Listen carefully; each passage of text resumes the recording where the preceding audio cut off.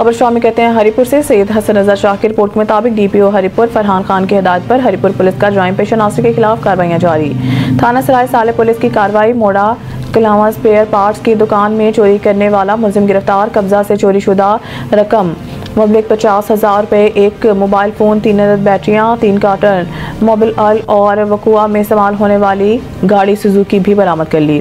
थाना सराय साले के दोद मोहड़ा कलावा स्पेयर पार्ट्स की दुकान में मोरखा 5 अक्टूबर 2024 को रात के औकात में चोरी का वाकया रूनमा हुआ। मुद्दई की रिपोर्ट में मुकदमा तज़कियात पाकिस्तान के तहत मुकदमा दर्ज रजिस्टर हुआ। SHO थाना सराय साले सदीक शाह ने हमरा तफ्तीशी स्टाफ दीगर नफरी पुलिस के कार्रवाई करते हुए वकुआ में मुलव्वस मुलजिम शहबाज वल्द अरशद सकना डेरी सिकंदरपुर को गिरफ्तार करके सरका शुदा रकम मुबलिग 50,000 रुपये, एक मोबाइल फ़ोन, 3 अदद बैटरियाँ, 3 कार्टन मोबिल ऑयल और वकुआ में इस्तेमाल होने वाली गाड़ी सुजुकी भी बरामद कर ली। मुकदमा में मज़ीद तफ्तीश जारी है।